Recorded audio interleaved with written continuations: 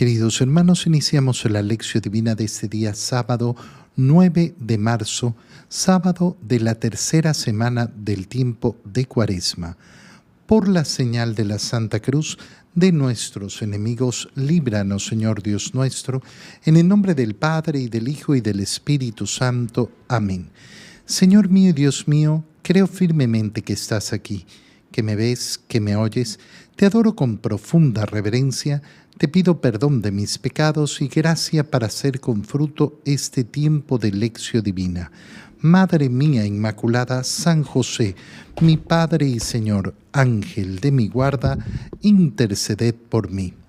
En la primera lectura de este día sábado continuamos leyendo el libro del profeta Oseas, capítulo 6, versículos 1 al 6.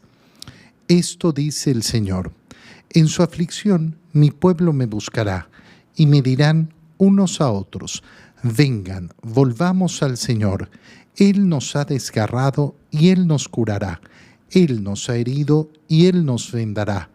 En 2 días nos devolverá la vida, y al tercero nos levantará, y viviremos en su presencia.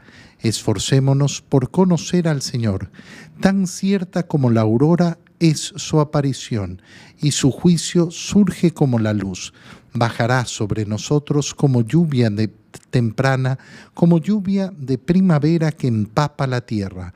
¿Qué voy a hacer contigo, Efraín? ¿Qué voy a hacer contigo, Judá?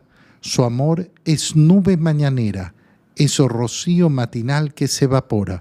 Por eso los he azotado por medio de los profetas y les he dado muerte con mis palabras, porque yo quiero misericordia y no sacrificios, conocimiento de Dios más que holocaustos. Palabra de Dios. Cuando pensamos en esa forma en que Dios ha ido guiando al pueblo de Israel, tenemos que reconocernos a cada uno de nosotros. Es bello ver la historia de la salvación, la historia del pueblo de Israel, como la historia personal de cada uno de nosotros, porque vamos viendo efectivamente esas diferentes etapas por las que va pasando el pueblo de Israel, que comienza siendo como un niño, que después se convierte en un adolescente rebelde para llegar a la madurez, donde también va a tener una serie de problemas y donde va a tener que seguir aprendiendo y creciendo. Qué fea es la mentalidad de una persona que cree que porque ya es adulto, que porque ya es grande, que porque ya es viejo, ya lo ha alcanzado todo. No, la vida es siempre ese permanente querer crecer, querer mejorar, querer ser mejor a los ojos del Señor. En tu aflicción, dice el profeta Oseas, dando las palabras al Señor, en su aflicción mi pueblo me buscará, y se dirán unos a otros: vengan, volvamos al Señor. La madurez permite a la persona actuar no delante de las circunstancias malas, sino delante de todas nuestras acciones en la vida. Cuando el Señor dice: en su aflicción mi pueblo me buscará, eso es lo que sucede con todas las personas que buscan a Dios en los momentos duros, en los momentos difíciles. En los momentos duros y en los momentos difíciles, en los momentos de sufrimiento, nos tenemos que acercar más al Señor. Sí, lógicamente, es lo natural, pero no podemos permitir que nuestra vida sea solo un acercarse al Señor en los momentos duros, en los momentos de dificultad. Esos momentos duros en los cuales se nos hace más fácil acercarnos al Señor tienen que volverse vitamina para el resto de nuestra vida, para que continuemos esforzándonos y creciendo. Qué terrible es cuando después del momento duro, después del momento de la aflicción, cuando buscamos al Señor, entonces ya ha pasado la tormenta y damos pie atrás. Vamos hacia atrás. No, Esos momentos duros efectivamente tienen que convertirse en unos momentos en los cuales crezco para perseverar y mantenerme en ese crecimiento. Por eso es que el Señor ha dado esos momentos duros a Israel, porque conoce el corazón del hombre y sabe que efectivamente en esos momentos duros va a acercarse más a Él. Hay personas las cuales en esta vida no tienen momentos duros. Tienen penurias, tienen dramas, pero no tienen momentos duros. Y hay que considerar eso siempre como ¿qué pasa? ¿Por qué el Señor no está pendiente de que yo me esfuerce más, de que yo quiera más? Esto nos lleva a ver efectivamente no las cosas malas como enviadas de parte de Dios para que yo entienda, para que yo cambie, sino como la oportunidad que permite el Señor para que yo abra mis ojos. Porque si una persona cree que mis males son enviados por Dios, entonces no conoce a Dios. Dios efectivamente permite la existencia del mal en este mundo, eso está clarísimo. Y nosotros somos los que tenemos que abrir los ojos para aprovechar esos males y en vez de rebelarnos contra Dios, acercarnos mucho más a Él. Vengan, volvamos al Señor. Él nos ha desgarrado y Él nos curará. Él nos ha herido y Él nos vendará. Nos devolverá en 2 días a la vida y al tercero nos levantará y viviremos en su presencia. Cuando nosotros leemos esto, tenemos una referencia a la resurrección de Cristo. En 2 días nos devolverá la vida y al tercero nos levantará. Y entonces recordar que efectivamente, ¿cómo levantamos nuestra vida? Levantamos nuestra vida a la luz de la resurrección de Cristo, que es la que tiene que llenar de esperanza nuestra existencia. Esforcémonos por conocer al Señor. Qué preciosa frase. Esforcémonos por conocer al Señor. El conocimiento de Dios no es un conocimiento gratuito, no es un conocimiento sencillo, no es un conocimiento fácil. Tenemos que esforzarnos. Es cierto que un primer acercamiento a Dios es siempre muy sencillo. Lo hemos dicho muchas veces. La idea de que Dios existe, la certeza de que Dios existe, es una de las ideas más fáciles para el ser humano. Porque el ser humano logra percibir efectivamente la existencia de Dios con un poquito de sinceridad. Con un mínimo de sinceridad, una persona sabe que Dios existe. Pero saber que Dios existe es la premisa mínima, la más pequeñita. No basta con eso. ¿Por qué? Porque Dios no ha querido que nosotros conozcamos simplemente su existencia, sino que Él se ha dado a conocer a nosotros. Nos ha revelado su intimidad. Conocer, por tanto, al Señor requiere esfuerzo. Es fácil entender el misterio de la Santísima Trinidad, que Dios es uno y a la vez es 3 personas, Padre, Hijo y Espíritu Santo.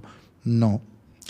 Muchos no dedican tiempo a la contemplación de este misterio, al conocimiento. ¿Por qué? Porque requiere esfuerzo. Ay, pero es que no, ya yo acepto, pero basta. Bueno, nosotros tenemos que decirnos, oye, yo tengo que esforzarme en entender. Qué precioso es cuando sabemos que efectivamente tenemos la revelación de Dios custodiada por la Iglesia, que nos la transmite, pero que lógicamente yo tengo que esforzarme en conocer, en estudiar, en meditar. Ese esfuerzo, ¿a qué me lleva? A conocer más profundamente, y hay que tenerlo claro. Ese conocimiento de Dios que llega por el esfuerzo, por el estudio, por la reflexión, produce gran satisfacción al alma, produce gran alegría al alma. porque al final del día no hay un tema más importante para conocer, no hay un tema más importante para conversar que no sea Dios. Oye, es tan bonito conversar con los amigos, con la familia y tener conversaciones bonitas, preciosas. Ojalá, perdón, ojalá no estén llenas de chismes ni de nada por el estilo. Pero qué bonito es cuando conversamos de Dios y de las cosas de Dios, y cuando nos ayudamos unos a los otros a crecer en ese conocimiento. No produce mayor satisfacción en el corazón que hablar de Dios, comunicarle al mundo a Dios. Esforcémonos, por tanto, en conocer al Señor. En el Evangelio, leemos el Evangelio de San Lucas, capítulo 18, versículos 9 al 14. En aquel tiempo Jesús dijo esta parábola sobre algunos que se tenían por justos y despreciaban a los demás. 2 hombres subieron al templo para orar. Uno era fariseo y el otro publicano. El fariseo, erguido, oraba así en su interior: Dios mío, te doy gracias porque no soy como los demás hombres, ladrones, injustos y adúlteros. Tampoco soy como ese publicano. Ayuno 2 veces por semana y pago el diezmo de todas mis ganancias. El publicano, en cambio, se quedó lejos y no se atrevía a levantar los ojos al cielo. Lo único que hacía era golpearse el pecho diciendo: Dios mío, apiádate de mí, que soy un pecador. Pues bien, yo les aseguro que éste bajó a su casa justificado y aquel no, porque todo el que se enaltece será humillado y el que se humilla será enaltecido. Palabra del Señor. Vamos analizando por partes el Evangelio que acabamos de leer. Nos dice San Lucas que Jesús dice esta parábola. ¿Por qué? Porque tiene en cuenta algunos que se tenían por justos y despreciaban a los demás. Se tenían por justos. Es decir, que han hecho un diagnóstico de su propia vida equivocado. Por tanto, lo que vamos a escuchar que dice este fariseo no es verdad. No es verdad. ¿Por qué? Porque nos está diciendo el Señor, se tenían por justos. Y este hombre se tiene por justo. Y entonces exagera las cosas buenas que hace y no mira las cosas malas que hace. Ahora, es importante ser conscientes, en primer lugar, de lo bueno que podemos ser. Sí, por supuesto. La humildad no pasa jamás por la mentira. La humildad no pasa jamás por la mentira. Pasa por el silencio delante de los demás. Pero yo tengo que tener claridad en mi conciencia. Si viene una persona al confesionario y a mí me dice: ay, padre, yo he cometido todos los pecados del mundo. Falsa humildad. Falsa humildad. No me vengas con cuentos, no me vengas con mentiras. No me vengas a presentarte como si tú fueras el más pecador de todos los pecadores, el inventor de los nuevos pecados. No, eso es absurdo. Y después uno escucha sus pecados y no son pecados. Oye, le digo, a esto tú le llamas todos los pecados. Si para ti esto que tú cometes son todos los pecados del mundo que se pueden cometer, entonces tienes un problema de conciencia gigantesco. Y en ese problema de conciencia posiblemente estás viendo solo una parte de tus pecados.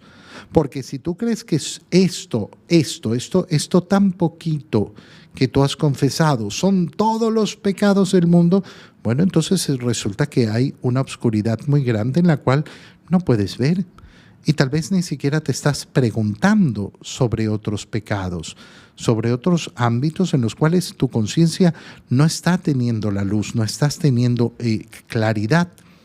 Piensa una persona que llega de nuevo al confesionario y te dice: he perdido la fe. Si has perdido la fe, disculpa, ¿qué haces aquí en el confesionario? Uno no pierde la fe en un segundo. No es que perdí la fe, la recuperé y ahora estoy confesándome. Entonces no ha perdido la fe. Perder la fe es una penuria terrible. Y hay personas a las cuales les pasa. Tener dudas en un momento no es perder la fe. Y entonces hay una conciencia equivocada. Esa conciencia nos tiene que llevar a decir efectivamente, oye, yo no soy una mala persona. No soy una mala persona. No soy uno que se levanta para buscar cómo robar a otros, cómo dañar a otros, cómo hacer el mal a los otros. Yo no podría decir eso de mí mismo. No, yo me levanto todos los días a buscar cómo hacer el mal. No, yo me levanto todos los días a buscar cómo hacer el bien. Y en mi vida estoy buscando cómo hacer el bien a los demás. ¿Significa que lo hago siempre? No. Ahí vienen mis pecados, mis errores, mis equivocaciones, pero yo no puedo partir de un falso concepto de mí mismo. Yo no puedo decir, no, es que yo soy el más grande y el peor de todos los pecadores. No, yo tengo mis pecados, los cuales tengo que luchar en reconocer en primer lugar y en cambiarlos. Pero tendré que tener sinceridad. Entonces posiblemente este fariseo efectivamente tenga razón en muchas cosas. El fariseo oraba diciendo, te doy gracias porque no soy como los demás. Y ahí parte mal. Porque el punto nunca es el otro. Yo no tengo para qué compararme con los demás. Yo tengo que ser sincero respecto a mí mismo. Porque tal vez al otro no se le exija lo que se me exige a mí. Yo tengo que buscar, analizar mi conciencia, hacer mi examen de conciencia de acuerdo a las exigencias que tengo yo.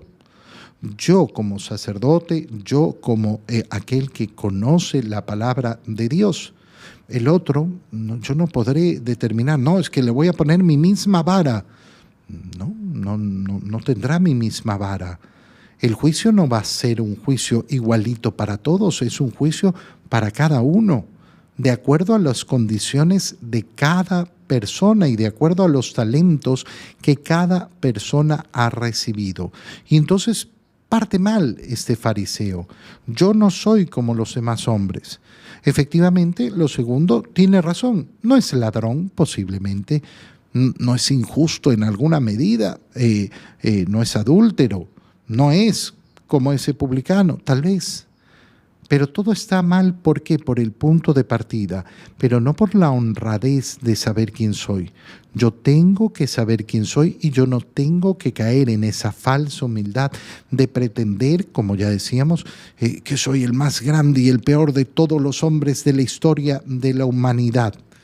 Es importantísimo, en todo caso, darse cuenta que esta oración tiene muy poca utilidad. ¿Por qué? Porque Dios conoce eso. Oye, es sorprendente cuántas personas entran al confesionario a decir esto, tal cual lo hemos escuchado. Tú les preguntas, bueno, ¿cuáles son tus pecados? ¿Qué pecados has venido a confesar el día de hoy? Y comienzan a decir, yo voy a misa siempre, yo rezo el rosario, yo hago no sé qué, yo ayudo a los demás, yo no sé cuánto. Y el sacerdote se queda, ¿a qué vino esta persona? Tal vez te equivocaste. Pensaste que este era el halagatorio. No, este no es el halagatorio, este es el confesionario. Aquí no venimos a halagarnos a nosotros mismos. Ay, no, pero es que yo quería que sepa, ¿para qué? Para amortiguar los pecados que voy a confesar, para que usted no me juzgue fuertemente. Yo no tengo para qué juzgarte de acuerdo a lo bueno que haces. Tú confiesas tus pecados, los reconoces, y yo haré el juicio de saber si estás arrepentido o no. Ese es el juicio que hace el sacerdote. El juicio es saber si lo que estás confesando es pecado o no. Punto. No tengo otro juicio que hacer. No soy yo el que te va a poner en el cielo o en el infierno, no soy yo el que va a determinar tu juicio final, de ninguna manera. Reconocer si hay sinceridad. Bueno, si estás aquí confesándote, hay sinceridad, a menos que expreses de alguna forma muy clara que no tienes arrepentimiento. Me puedes confesar los pecados, y si son pecados, entonces está bien que los confieses y eres culpable de esos pecados. Puede ser que me confieses algo que piensas que es pecado y que no lo es, y entonces se corrige, pero punto. Y entonces esa confesión sirve de muy poco, porque la persona se ha ido a halagar. El otro, el publicano, ¿qué es lo que hace? Pedir perdón. Pedir perdón. Reconocer que necesito el perdón de Dios. Y termina el Señor diciéndole: el que se enaltece será humillado. El que se humilla, el que reconoce no con falsedad, el que reconoce sinceramente su pecado, ese será enaltecido. Te doy gracias, Dios mío, por los buenos propósitos, afectos e inspiraciones que me has comunicado en este tiempo de lección divina. Te pido ayuda para ponerlos por obra. Madre mía Inmaculada, San José, mi Padre y Señor, Ángel de mi guarda, interceded por mí. María, Madre de la Iglesia, ruega por nosotros. Queridos hermanos, reciban mi bendición en el nombre del Padre, y del Hijo, y del Espíritu Santo. Amén. Un feliz día para todos.